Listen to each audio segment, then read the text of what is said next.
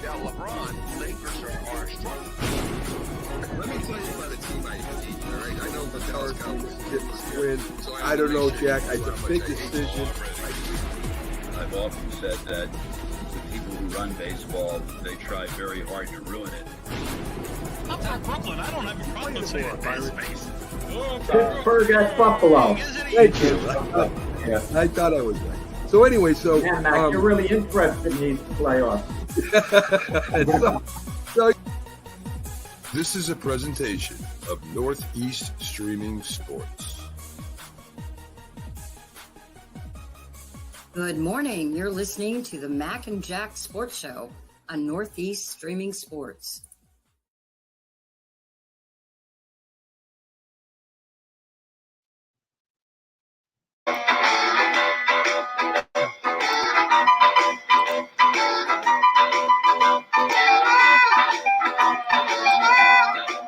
good morning, everyone, and welcome to the Mac and Jack Sports Show on National Streaming Sports. I'm your host, Mac, with your co-host, Jack, as we get to the midweek sports update for you all. And, of course, things happen all the time, Jack, in sports. You never know what's going to happen. And, you know, as we go along, I think it was, but last week we had a death of a former legend, and this week we have another one. Willie Mays, the Stay kid, played for the first the Negro Leagues and played for the New York Giants baseball team. Moved to San Francisco with him, came back and played with the Mets. Truly a five-tool player. Real quick, some of his career stats: 660 home runs, 1,409 RBIs, 301 in average for his lifetime, 3,293 hits. A lot of people think he might be the greatest. Well, I think you got the stats wrong, Mac. He got over 3,000 hits, and I think the RBI. I think you're wrong on your numbers there. He had 3,293 hits. Oh, I thought you said 2,000. Okay. No. And, of course, he had 1,909 RBIs. A lot of people think he might be the greatest of all time, including Babe. You know, even comparing him to Babe Ruth. If you count his fielding, his running, base stealing, there's an argument there. But if he's not the greatest of all time, he's definitely in the top, to me, in the top three anyway, Jack. Willie Mays is the greatest position player of all time. There's a difference. The thing that makes Babe Ruth the greatest player of all time, he also pitched. He was a great pitcher. And there's a reasonable chance, had he never played right field and had only pitched, that the Babe could have made the Hall of Fame as a pitcher. He probably would have, as long as he would have stayed healthy, of course. And in those days, it seemed the majority of pitchers did stay healthy. But if you just eliminate the pitching equation from Babe Ruth, Willie Mays was the greatest position player of all time. There was always a little bit of a debate when Willie was playing. I'm writing a story now on Bill Mazer, who actually hosted the first sports talk show ever. It started in 1964, and then it went on for years. When I was a kid, I used to call up Bill Mays, and I used to argue that Mickey Mantle was better than Willie Mays because I'm a Yankee guy. That used to be the greatest sports debate maybe ever. Who was better, Mickey Mantle or Willie Mays? We had other sports debates. Who was better, Wilt Chamberlain or Bill Russell? Who would have won between Jack Dempsey and Joe Louis? Those debates were really big topics at the time. Just like today, who's better, LeBron or MJ? People love these debates, but those debates can never really get settled. But the only thing we know for sure with Willie Mays is how great he was. Okay? We don't have to compare him to someone else, but if we did, he always seems to come out on top. He always seems to have that little bit of an edge. You take the great Roberto Clemente. Clemente could match Mays defensively, and his arm was probably a little bit better as well. But Willie hit with more power. Clemente was excellent around the bases, maybe a tiny bit quicker than Willie, possibly. but Mays was considered one of the great base runners of all time. He was savvy the way he ran the bases. Hank Aaron, you could make a very good argument that he was probably a better pure hitter than Willie Mays, and that his numbers were a little better than Willie Mays. But Willie Mays' all-around game was, sensational, and it sticks out to me what one of Willie Mays' teammates and one of Hank Aaron's teammates, Felipe Alou, said. Alou was a tremendous major league player, would later be a manager. And when he was Hank Aaron's teammate, they asked him, well, who is better, Willie Mays or Hank Aaron? And he realized that shortly before someone had said Roberto Clemente was maybe better than Hank Aaron, and it caused a major debate. And Felipe Alou said, I don't care who gets mad at me, what they say, Willie is much the better player of the two. Can you imagine a teammate making that remark today on social media? And Mac, I recently read a book on Willie Mays written by an author, no relation, the name is James Hirsch. It was written in 2011, but I recently read it. Okay. And it went into detail about Willie Mays, a really compelling personality, very withdrawn to a large degree, not the best as far as handling his own finances. He always seemed to have to make a deal to keep his head above water with things. But when you was as iconic as Willie Mays, there's always a way to make money, card shows, this, that. And he lived to be age 93. So let's not call this a tragedy. Let's call this a celebration that Willie Mays was around that long. And I was actually in 1973, Mac. I was at Shea Stadium for Willie Mays night. I was there, of course, sitting upstairs, in the rafters over there. And I remember going with a couple of my friends, and we were outside the stadium. It was crowded. And talk about this by chance. And all of a sudden, my friend says, hey, Duke. And Duke Snider's just walking by us in the big crowd. And Duke says, how are you? And his wife smiled, and he continued on his way. But that used to, you're never going to get anything like that again in the city. Willie, Mickey, and the Duke. I mean, three iconic players, but with Willie Mays, he's the consensus second best player of all time next to Babe Ruth on balance. You can argue Joe DiMaggio was better. You could argue even a Mickey Mantle at his absolute peak for a couple of seasons was better. You can make that argument fairly. You could argue, Hank Aaron was a little better if you want. All of that is debatable, but consensus-wise, I read something with Tim Kirchin, the great baseball writer/analyst, said he was Willie Mays was Ken Griffey, okay? Ken Griffey Jr. He was Ken Griffey Jr., only better.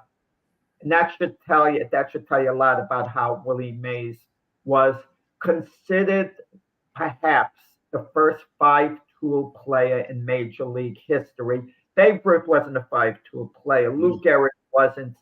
Joe DiMaggio probably came a little short of that in his all-around game. Josh Gibson, we don't know how good a base runner he was, at all. We can't call him that.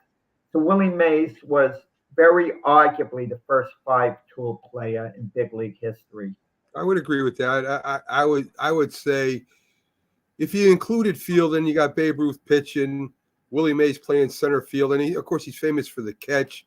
And the reason why, to me, that's such a big deal is because it was during the World Series.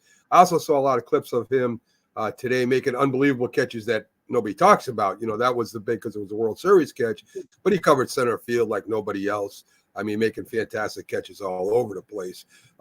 Great fielder. He said even on the catch, he never thought about the catch. He thought about, how fast he could get the ball. And that was his first thought. He knew, in fact, it's like he knew he was going to catch that ball. But he was more worried about the runners tagging up and advancing more than he was the catch, which is pretty cool. And I even saw this morning where Mickey Mantle, Duke Snider, and Willie Mays were together, and they were talking about the greatest of all time, and who was better. And Mickey Mantle, from what was reported, turned to him and said that Willie Mays was the greatest, and Willie Mays ended up crying, his eyes teared up because Mickey Mantle said that about him. So a very, like you said, humble guy. It seemed like a very loving guy. Even you mentioned Junior, Ken Griffey Jr. there. That was his godfather, and then he was, No, Barry Bonds. Barry Bonds, sorry. Barry Bonds is Barry Bonds. He was Bobby Bonds' teammate. Right. For years with the Giants, and they were very close. And what Griffey went on to say was that they called him the "say hey kid." He was just the kid. So there was some togetherness there. There's a lot of people that talk. Even Aaron Judge mentioned Mickey Mantle mentioned Willie Mays, that he met him once and how great it was. Listen, he's one of the godfathers. He's on the Mount Rushmore, right, Jack? I mean, you can argue again. You could put Joe DiMaggio, Mickey Mantle, Lou Gehrig. There's so many of them, but I think Willie Mays is on the Mount Rushmore of baseball. I think he's one of the four that we look at. Babe Ruth, Willie Mays, maybe Lou Gehrig, maybe Joe DiMaggio, maybe Hank Aaron, but I know Willie Mays is up there in the top four anyway.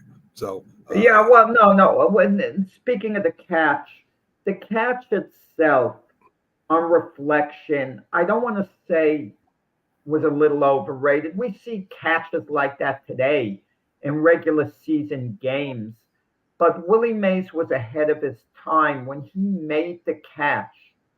Catches weren't made like that during that era. And it was against the Cleveland Indians in the 1954 World Series. And it was what Willie Mays did after the catch. They broke it down in photos. He caught the ball. He spun around. The way he threw the ball, spinning around back to the infield, his cap flying off and all. And they dug up some old, clips of the announcers, a radio broadcast by the broadcaster saying what he just saw was an illusion. You just didn't see things like that at the time. Today, you might even see a catch like that, and we'll say it was a great catch, but it wasn't. But what Willie Mays did was a legendary catch, and he also patented the basket catch. When we were kids, we tried to imitate Willie Mays by not catching the ball traditionally like this, with it coming down, holding our hands up. He let it fall to him. He let the ball come to him, and he put it in the basket. He felt comfortable. And it was a patented catch, like a trademark, the basket catch. We never heard of any play in Major League history, correct me if I'm wrong, who had a catch that he was a type of catch he was associated with. And Willie Mays and the basket catch associated. You say the basket catch, you think of Willie Mays. Yeah, and Jack, great players make great catches at different times, right? Like I said, it was a World Series. It's not like a regular season game. Everything's on the line. That's unbelievable. I mean, that's a lot of pressure. I don't care what Willie Mays says he was thinking about the throw afterwards or not. But to make a catch like that, going back into the wall, over his head, like a football wide receiver would do, I mean, is pretty impressive. And not to mention the shot heard around the world. Willie Mays was on deck when Thompson hit that home run. So I don't know what would have happened if Willie Mays got up that inning and the shot heard around the world didn't happen, if he walked or something. I mean, he was always around greatness. With the Mets later on, not so much. He got older. But when he was with the Giants always had a shot at first or second place as long as Willie Mays was around. And of course, his honors go on and on and on. And folks, stay tuned because Saturday we'll even get more in depth.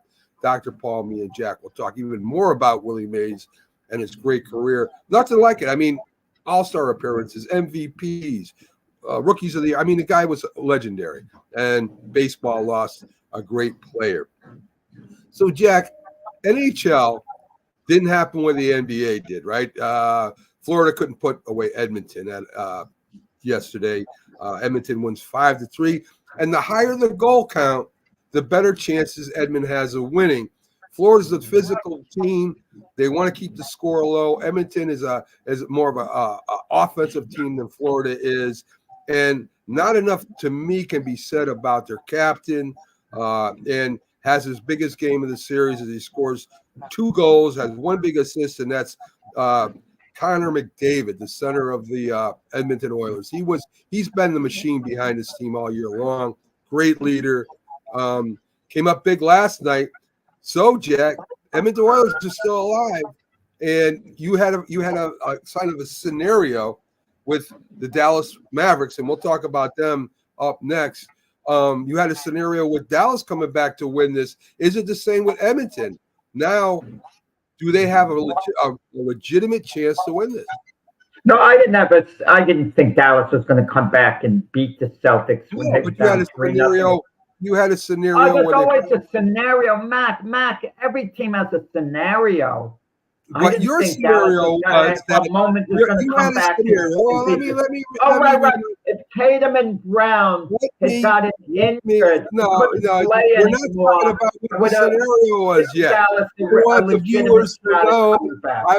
viewers to know what your scenario was. Your scenario was, well, if they win in Boston, then they're down 3-2. Then they go to Dallas, where they could win at home and it'd be 3-3, and they could correct. Down to anything can happen in the 7th game. Right. That was your scenario. I'm saying what your scenario was. I'm not talking about anybody else. I'm talking your scenario.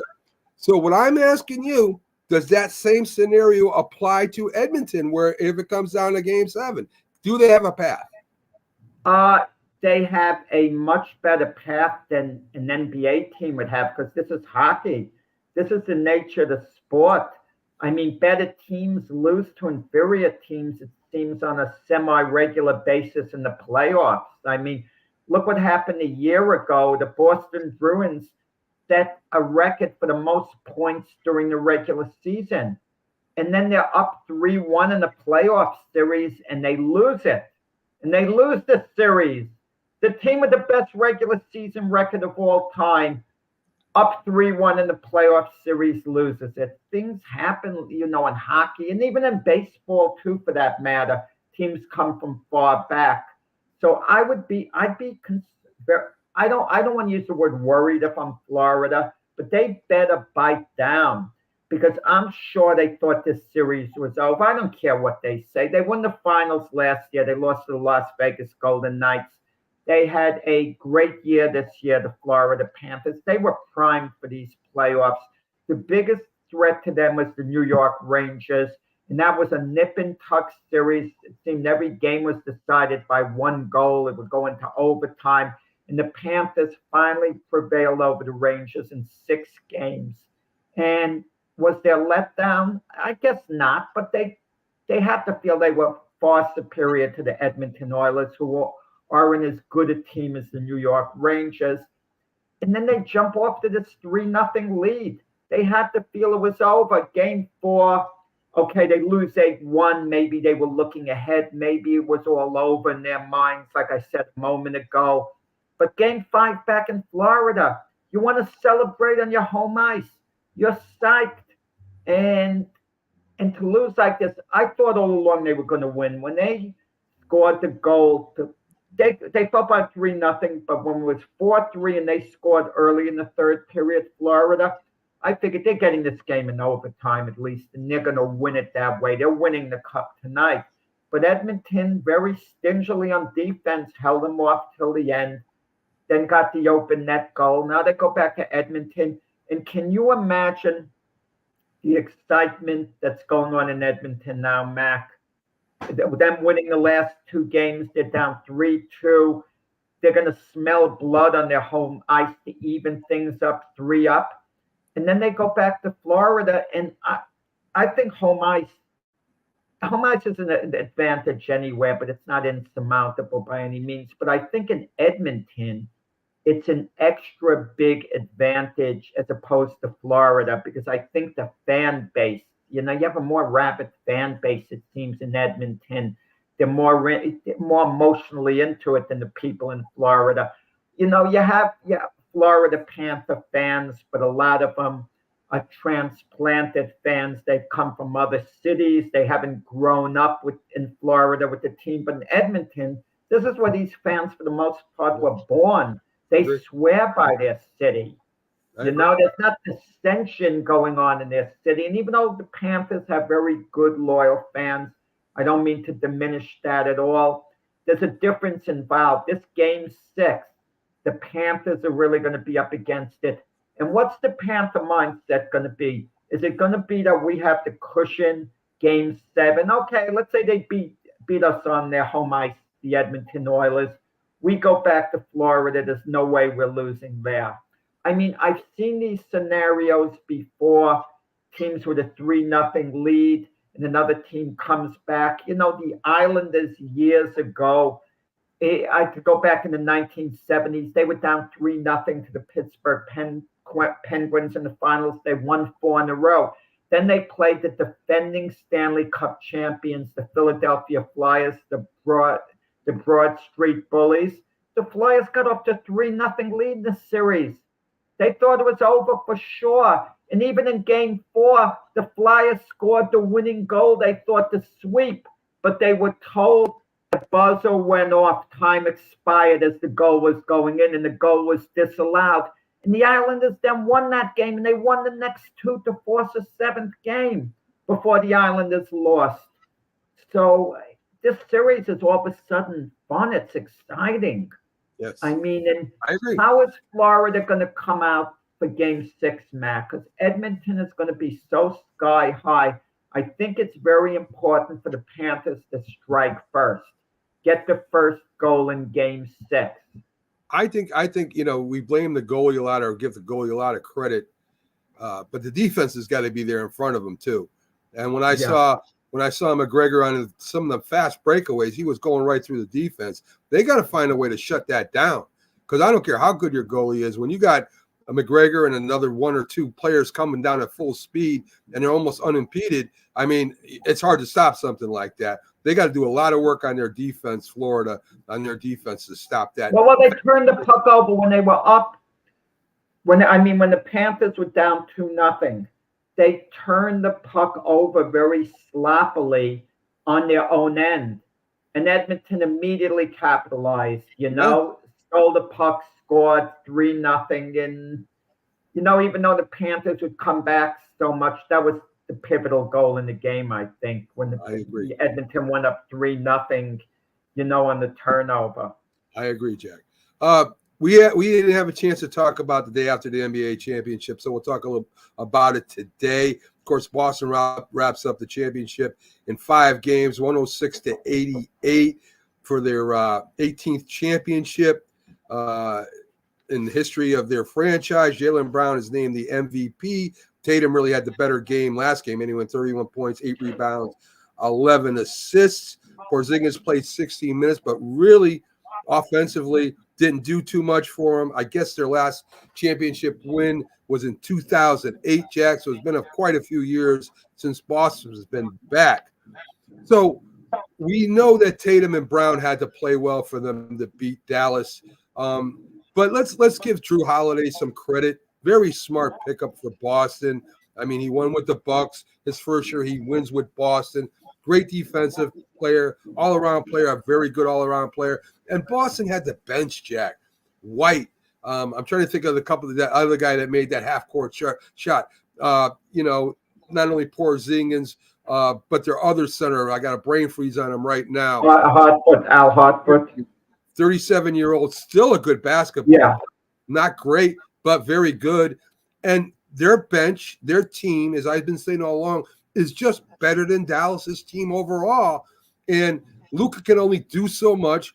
Kyrie did not have a good series at all. I mean, he was average at the best. He had. Let me give you little stats. I want to get your thoughts on this, Jack. Kyrie averaged 19.8 points per game, which is okay. But he scored 99 points in 99 attempts.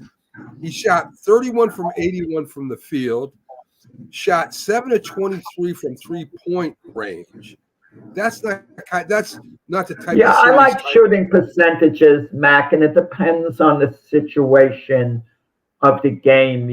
When as far as numbers go, I hate when I see something. Oh, someone got 32 points in the game, and they're like the leading scorer. Well, they may have taken a ton of shots. Okay, they may have taken so many more shots than someone else, but first off, Porzingis did contribute. He did give them a few valuable minutes. Yes. So let's not diminish what he did. The idea, sometimes just being on the court, you give someone a rest and you're holding your own and you're helping your team that way. I got to hold myself accountable for something, Mac. You wouldn't remember this, and it happened a while ago on the show. I wasn't a fan of the Celtics giving Jaylen Brown that monster deal that they gave him in the beginning of the year. And I got to hold myself accountable because I would say I told you so if I was right. So I have to say I told you so if I'm telling myself I was wrong. I just didn't think he was that type of player to be given, one of these big major max deals. I just didn't feel he was. And no matter what happens going forward, the Celtics won a championship. So they're validated in the deal that they made and the money that they gave to a player. He doesn't have to necessarily perform at a max level every year, but if he delivers them a championship, and Jaylen Brown was great, and by all accounts, he got along really, well with his teammates. The combination of him and Tatum, at least outwardly, is now arguably the best 1-2 combination in the NBA. We talk about the best duo. Certainly, you'd have to put him ahead of Luka and Kyrie. I mean, that's been settled, in this playoff. You could look at other teams, their 1-2 combination. You could say Giannis and Damian Lillard. I don't care who you say. I think Tatum and Brown have to rank as the number one duo. As far as Kyrie Irving goes, yeah, his performance was disappointing in the series. There's no getting around it. I think the effort was there. He just didn't play that well. And moving forward, I think the Dallas Mavericks are basically maxed out. I mean, I think this is as far as they can go. And moving forward for next season, they're going to have a very difficult time getting back to the finals because the Western Conference is loaded with so many good teams. They're going to have to get by Denver. They're going to have to get by Minnesota. They're going to have to get by Phoenix. There's the Clippers. There's the Lakers. Golden State, teams that could still be OKC. I mean, I'm sure I've missed a team or two, but you have these teams that are going to be very, relative. They're going to be serious contenders. And for them to emerge as the team to come out of the West, it's possible, but they're really going to have to add a small piece. And I'm not sure whether they can do it. They probably don't have the chips to do it. And I understand the logic. Well, Luka and Kyrie are going to benefit from this experience. Kyrie's been to the finals before. He's won a championship. This isn't benefiting him in any way, experience-wise. As far as Luka goes, Luka's played enough games where just going to the finals isn't going to make him happy this year because it's not like they're one step away. Figuring, okay, we made the finals this year. We're the favorites next year. Odds makers are probably going to put a few teams ahead of Dallas to get to the finals next year. That would be my thought. And we don't know what off-season deals teams are going to make. The Celtics, another matter. They are solid favorites, very solid favorites to come out of the East. I mean, I would who's agree. going to upend them? The Sixers are going to make. The Sixers are probably going to make a deal. But let's say even if the Philadelphia 76ers add Paul George, for argument's sake, okay? Or Klay Thompson, Celtics are still the favorites. I mean, Paul George hasn't – when has Paul George, won an NBA championship? He never has. Adding a veteran like that to Embiid and Maxey is going to help the Sixers a lot. But it's not going to make them favored over Boston. And even the Knicks, even a healthy Julius Randle – maybe they could give the Celtics a tussle in the playoffs, but the Knicks certainly wouldn't be favored, to beat the Celtics. And the same with the Bucks, even a healthy Giannis with Lillard, they come a little short. So I think the Celtics, I don't want to say they're locked to repeat. We don't know what would happen in the finals, but they are in great position to be back in the finals next year, and maybe for years to come, for all we know. Well, they are a favorite. They are the favorite already after the championship to go back and repeat. I guess it depends on on what other teams do, Jack. I mean, if the Knicks pick up another scorer, if the Philadelphia 76ers pick up 2 more people, they would have to get rid of a couple players. I mean, but I agree with you. I don't know what team right now, as they're constructed, or even added one person, would be favored over Celtics. I don't think there's any team out there. But Matt, we know what's out there though. What teams can do, and I'm basing it picked on who they pick up. Let's say the Knicks pick up Klay Thompson. He's a real sharpshooter, really good shooter. You could position him on the court. He can make big shots. And you get, Brunson playing the way he did last year. You have Randall coming back. Yeah, they become a threat to the Celtics. But to actually beat the Celtics in a playoff scenario, if the Celtics are healthy, I think they still come a little short, Matt. I agree. And the Sixers, like I said, even if they get Paul George, they come a little short. Maybe you get a young team like Orlando, their players develop, they get better. I think to beat the Celtics, what's going to have to happen, Mac? One of the players drafted is going to have to become a superstar on that team. And unforeseen to us. A high draft pick is going to have to take off and be absolutely sensational and be a game changer for that team. But, none of them are projected to be like a Wembanyama. And even any rookie you get, for the most part, they develop. You could have put Wembanyama on Dallas, and they probably would have come a little short this year, even though I think he's going to be one of the greatest players of all time when all is said and done. The Celtics are solid, and they play together as a team. I agree, Jack. I agree with everything you're saying. It's team, best team as a team, bench, overall thing. I still think they're the best in the league.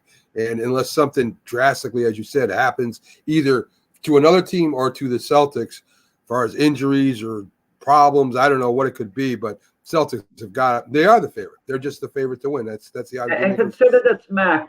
Teams usually scratch and claw to win a championship. The Celtics coasted to the championship. When you look at it in all their series, they coasted basically. They only lost two away games the whole playoffs. I mean, that's unbelievable.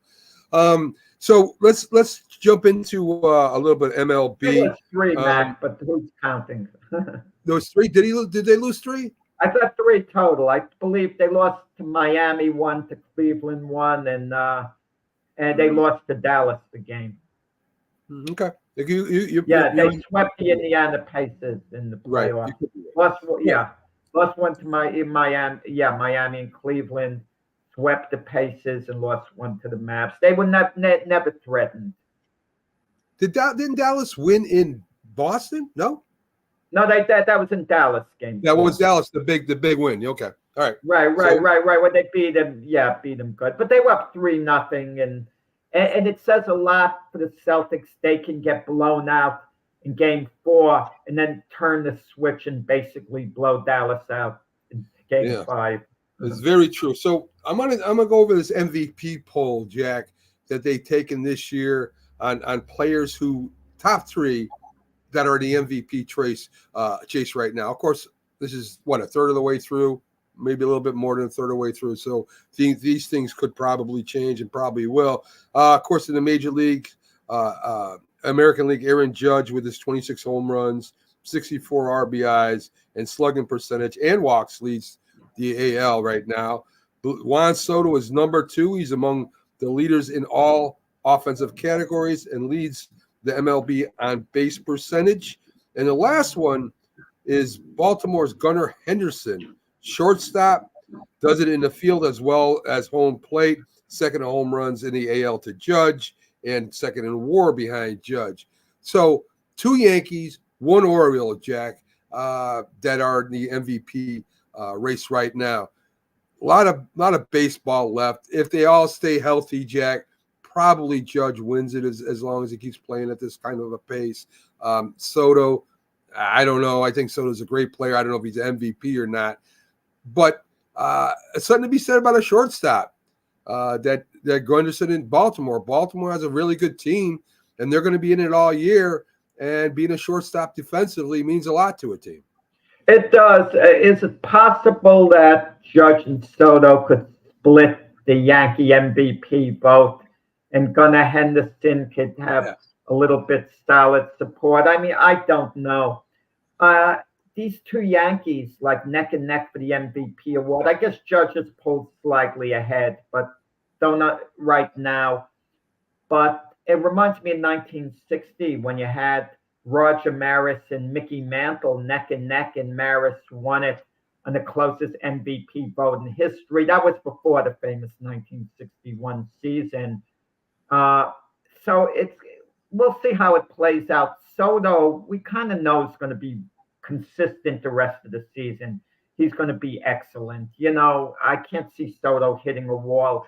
Judge is kind of a streaky player. If he's on top of his game, he's in a class by himself, you know, if he's on top of his game. But it's going to be hard for Judge to maintain what he's doing, Mac. You know, he hit 70 home runs, 140 RBIs. You know, it's hard to see him, you know, going there with that. So I think it's neck and neck. And Judge having his hand bruised yesterday, thankfully the x-rays were negative, getting hit by the pitch. Who knows how that's going to affect him, Mac? He could be back in the lineup and just not swinging the same way. Maybe not being the same player for a few weeks until he's all healed up. So, but it's going to be a fun race. I get the feeling the MVP race is going to be in doubt, you know, till the very end. But these MVP races are funny. It's not necessarily a popularity contest. You never know. In 2009, Derek Jeter should have been the American League MVP. He hit 334. The Yankees won the World Series. Well, they give it to Joe Mauer. And I kind of felt that was wrong. I know I have Yankee bias. I know it. But Jeter had a sensational year, you know, that year. And the Yankees won the World Series. But, of course, the votes come in before the playoffs. They come in at the end of the regular season. I think they should count everything, including the playoffs. But that's, you know, just me. Yeah, I mean, I guess, you know, at one time there wasn't that many playoffs. And, you know, there was one World Series, and it meant a lot more to get that regular season MVP than maybe it does even now, Jack. So anyway, let's talk about the NL race right now. Shohei Ohtani, of course, is the biggest name over there. He's among the league leaders in all categories, and just being Shohei Ohtani is sometimes the name itself is unbelievable. He does lead in runs scored and total bases right now in the National League. Bryce Harper, according to this, is in second place right now, again among the leaders, and of course the Phillies are having a great season so far. Third one I want to talk about, and I like the third ones in these things because these are players that maybe people don't know a lot about. Marcell Ozuna, Triple Crown candidate, right now batting .327, 20 home runs, Jack, and 62 RBIs. If you win the Triple Crown, I would think that you would probably win the MVP.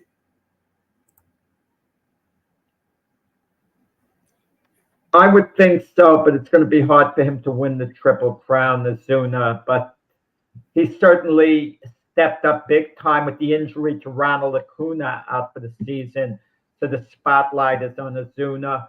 And Mookie Betts was an MVP candidate, and he just recently got injured.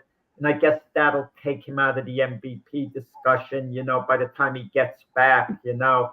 He'll have no realistic shot at, I guess, winning the MVP unless, you know, he's absolutely sensational in the time left and everyone else falters. But, yeah, he's out 6 to 8 weeks. So, but so much can happen with different teams in the meantime. Listen, Mac, I could throw a crazy scenario to you like this even. The Mets have won their last 7 games. Pete Alonso is coming on. What happens if Pete Alonso goes on an Aaron Judge type tear with home runs. The Mets keep winning. The Mets make it into the playoffs. And Alonso's numbers are elevated tremendously, and he's unbelievable. Obviously, he's not in the discussion right now. But Right. guys are going to come from the back of the pack. They can make a surge. I mean, Ohtani's going to have the numbers no matter what. And I didn't like Ohtani winning the MVP, last year with the Angels. I mean, he wasn't the MVP. When you're on a losing team, you're not an MVP unless you're going to tell me the economics count. You put people in seats. That makes you a most valuable player. But if your team is not a contender, how valuable are you? I don't get it, It should be for the winning teams or at least the contending teams. If you'd have a team, Mac, that would normally be 75 and 87, and you make them an 87 and 75 team in a contender, and they don't get in the playoffs, I can live with that. But not like with a losing team. Like A-Rod once got the MVP with the Texas Rangers. They finished in last place. They could have finished in last place with anyone.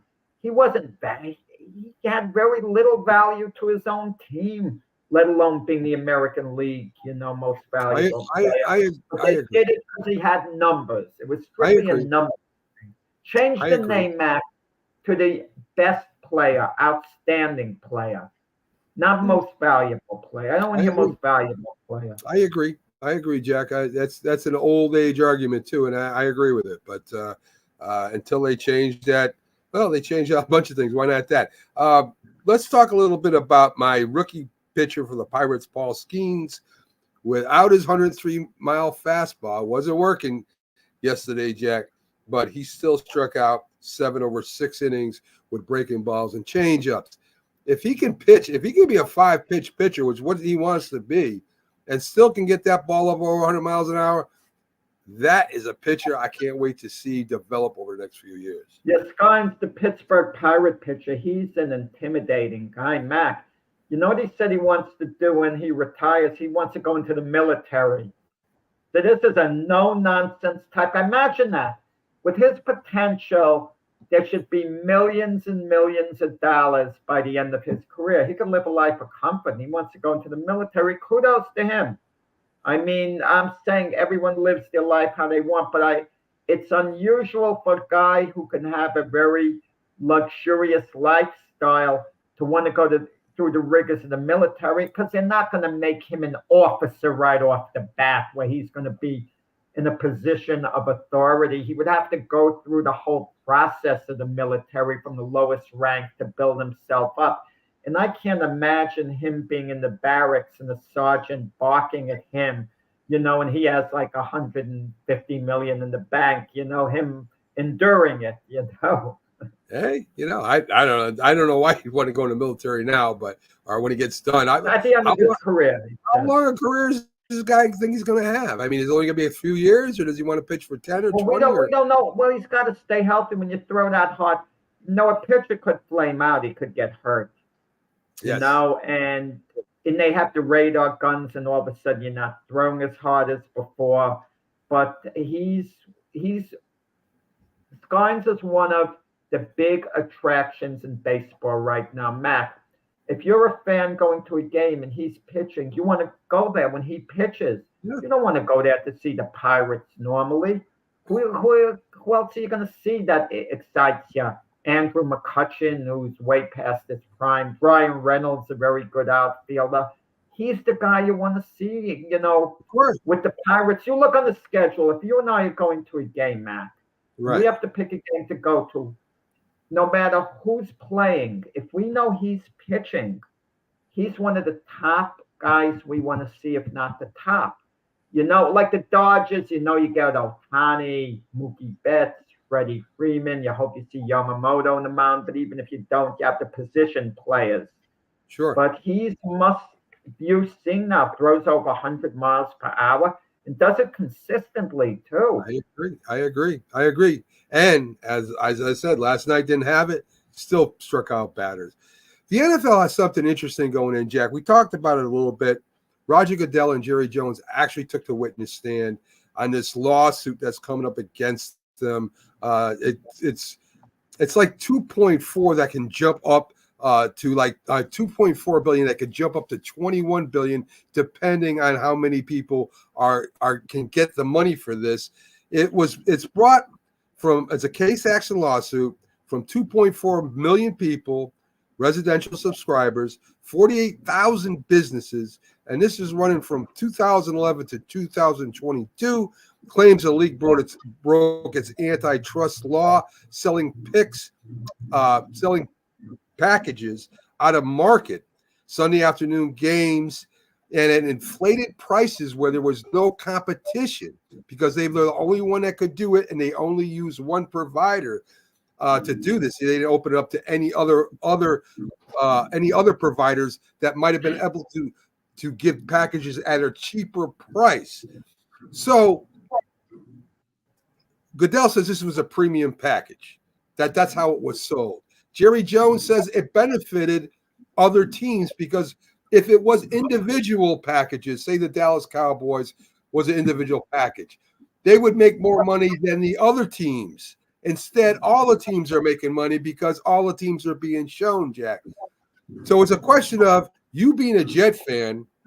Do you really care about the Falcons playing, the Seattle Seahawks as part of a package that you're going to have to pay $150 to watch?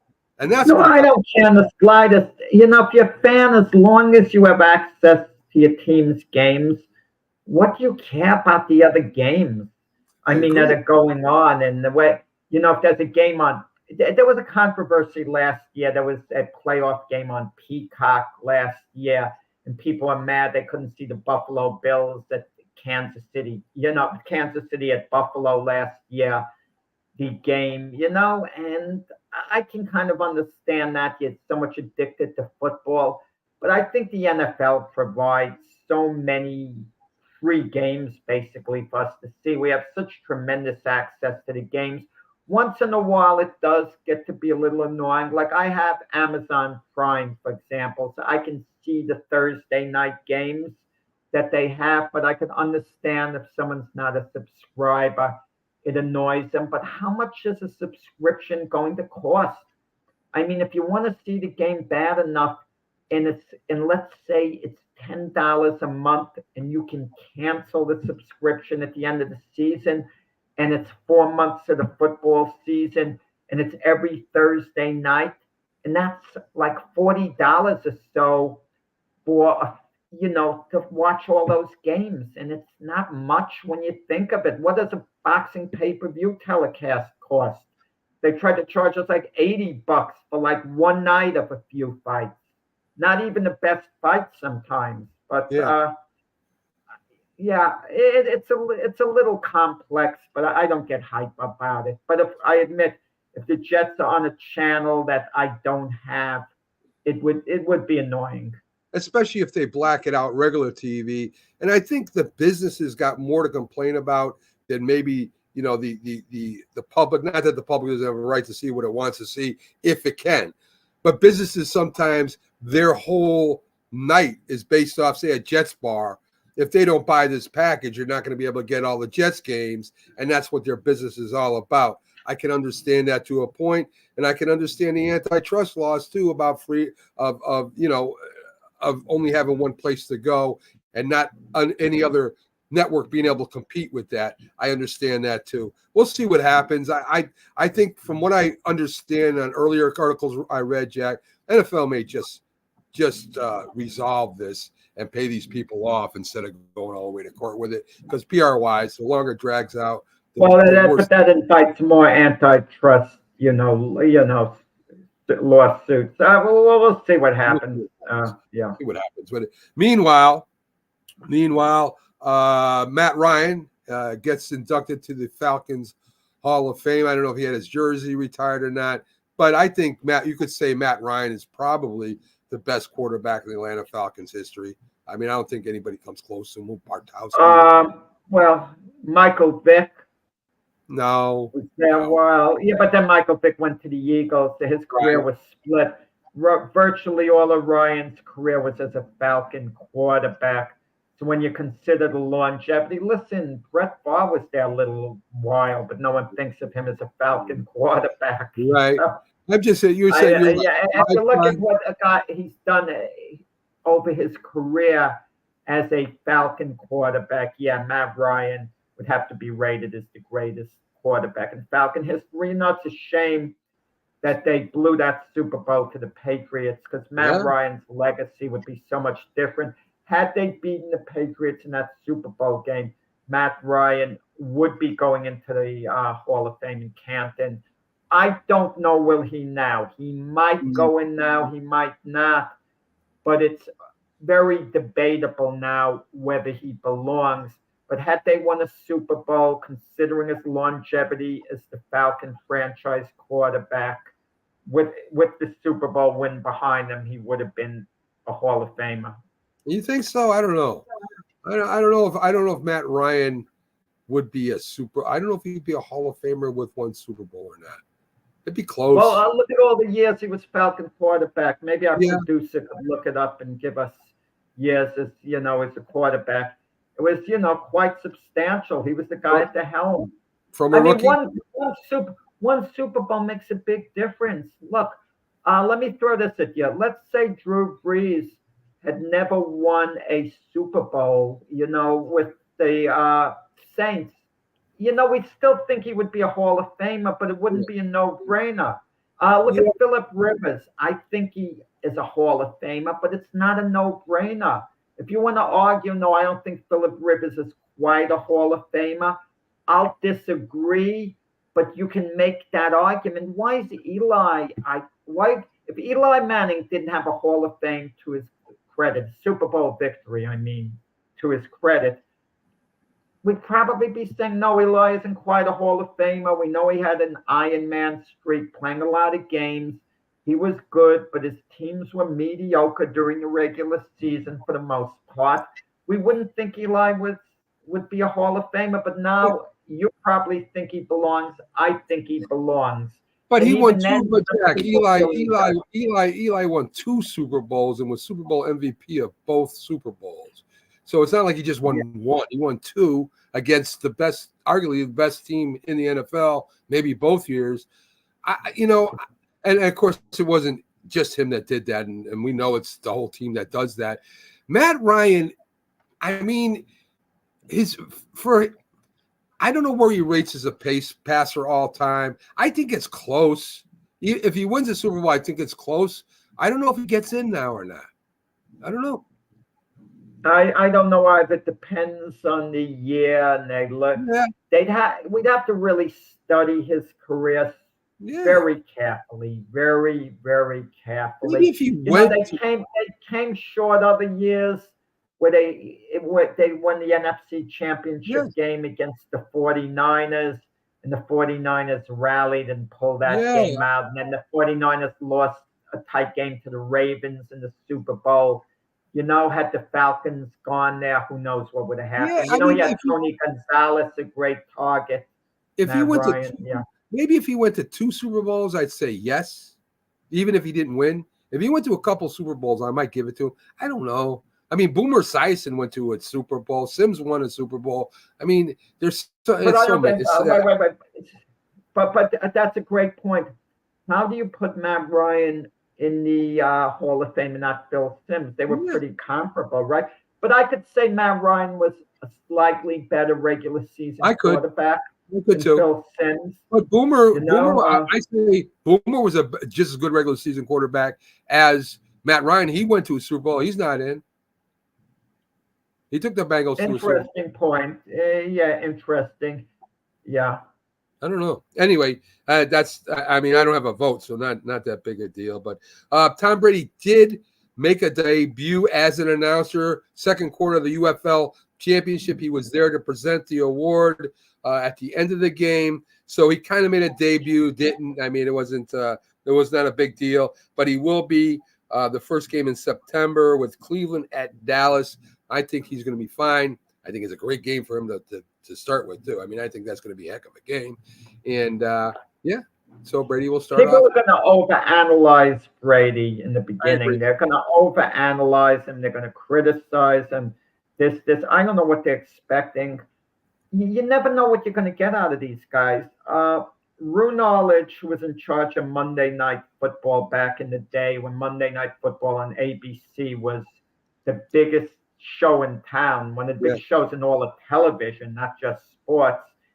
He hired Joe Namath to be up in the booth, okay? And Rue Knowledge thought he was getting the Joe Namath, the charismatic, flamboyant guy. Oh, this is exciting. But Joe Namath, to me, he was good. To me, he was good in the booth. But he wasn't the Joe Namath, the Broadway Joe that Knowledge was expecting. He was just kind of like another halfway decent analyst. Yeah. And I don't know what they're expecting out of Brady. And I don't want to hear this Greg Olsen talk. Greg Olsen is good, but Greg Olsen isn't lights out. He's not iconic like I've said in past shows. I agree. And I don't want to hear, well, Brady's taking his job. What's Brady supposed to do? Turn down the $375 million? He doesn't know Matt Olson. No one knows Matt Olson a darn thing. I agree. And Matt Olson is being kept on Fox on the backup team, whatever. And if Brady falters, there's always a chance Matt Olson could be brought back to the top spot. It's like team sports. One quarterback replaces the other. Is a backup going to say, if they want someone to start, is he going to say, oh, no, I don't want to start over the other guy? How would you feel, Jack? How would you feel if you were Matt Olson right now? I wouldn't have any problem with that. You've got the most accomplished quarterback in history taking your place. And if that's what it takes to take my place, and we don't know how he's going to do, but I'm not saying it's a compliment, but if that's what it takes to knock me out of number one position, I still don't feel that bad. I'm still getting paid. Big cut in pay, Mac. He's losing millions of dollars. He's taking a big cut in pay. Is he? Yes, he is. Yeah, he's taking a big. How can you change a contract that you already signed though? The contract's up. No, the contract is up. They can't. They give him a new contract. They keep him on board. But he's getting a lot less money as the second. If he signed a contract, well, say if he signed a contract 2 years ago or a year ago for I don't know how many years, you can't change the contract. We don't. I don't know I don't. Yeah, me either. That's what I'm saying, Jack.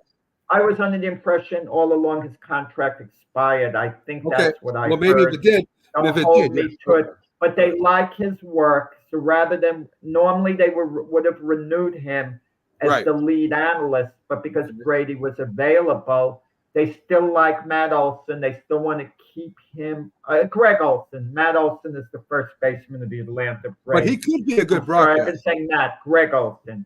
They want to keep Greg Olson. They want to keep Greg Olson on board. Okay, still, which is good. And Brady will be fun. It's all about personalities. You don't know. I mean, Tony Romo, we like him because of the personality, not because of his football expertise. We like John Madden because he was the type of guy we could have a beer with and enjoy the game. He made it simple for us. Yeah. Troy Aikman is pretty analytic. Chris Collinsworth is enthusiastic. Everyone brings their own thing to the table. I do not like Chris Collinsworth. I really don't. I don't think he's that good.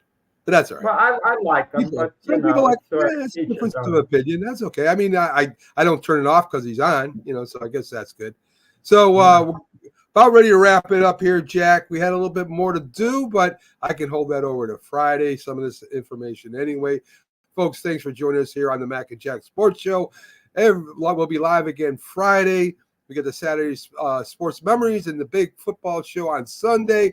All day, we have a lot of shows tonight, folks. Stay with us on Roku all night and enjoy your Wednesday.